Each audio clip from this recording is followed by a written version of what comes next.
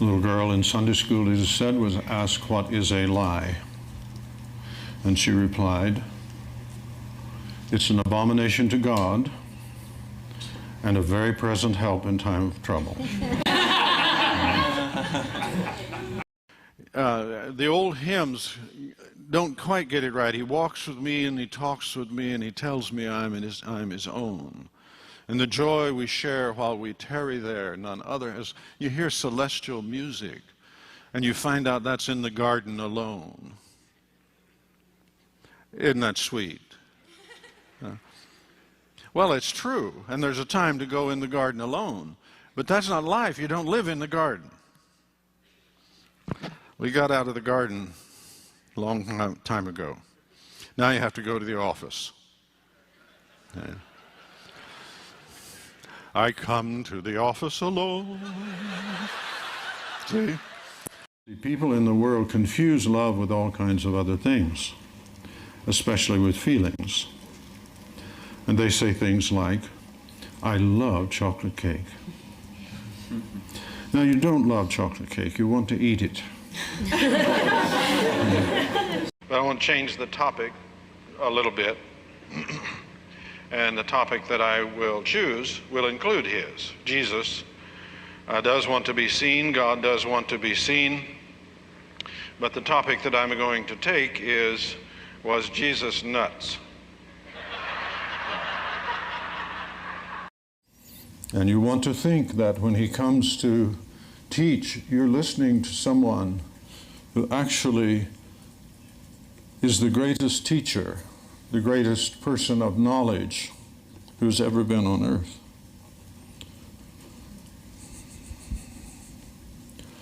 And you may say, well, if he knew so much, why didn't he give Peter and John the relativity equations?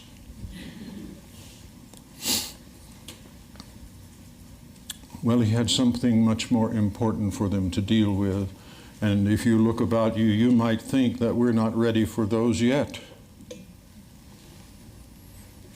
Besides, he'd have had to put them in Roman numerals.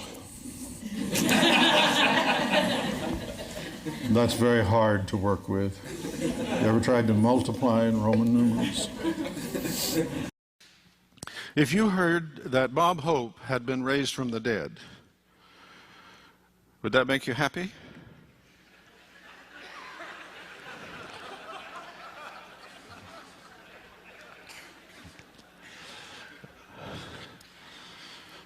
No, it's not. Who cares about? I mean, Bob Hope's a nice man.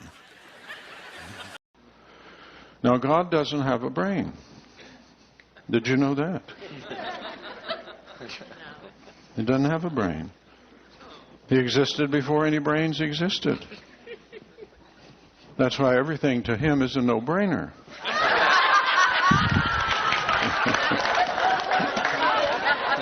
The reason I say that is because you start preaching something different, people will still hear the same thing they thought they were hearing all along. Okay? And you know, Jesus said, "He that hath ears to hear, let him hear." That means not everybody has ears to hear. Some people have ears to sort. You have to understand that there's some people. There was a man in my area that didn't want his kids to go to school because he thought they might become smarter than he was. So. And after hearing that, you would think there was a good chance.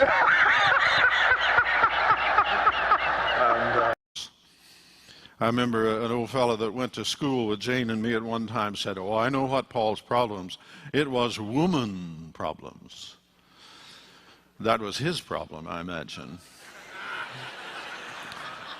But it sure wasn't Paul's.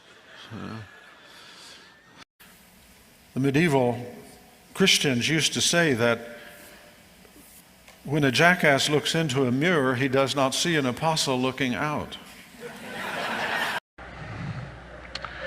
But every teacher has to answer the question, who's well off? Who's good?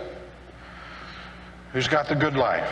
And then deeper than that, I think, is the question, who's a truly good person? I lecture on ethics in a lot of different places, and I've asked a lot of audiences, anyone here would like to be a really bad person?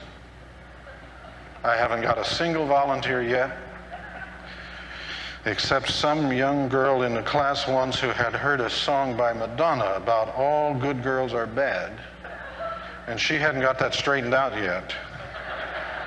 But we did get that straightened out. And she decided she doesn't want to be bad after all. And see, most folks, we desperately want to be good. And I'm really convinced that we want that more than anything else. We want to be good. We're prepared to do what is wrong for good reasons, but we'd really like to be good. Really like to be good. You'll notice no one ever does what they believe to be wrong without having a good reason. See? Every great teacher has to deal with the issue is who is well off. Who's really got it made? Happiness. What is happiness? How do you get it? We all have plans about that. You're often stunned with what people think would make them happy. If they would just imagine most of the things they think about that would make them happy as written on their tombstones, it would help them change a great deal. Imagine on your tombstone, she had great teeth.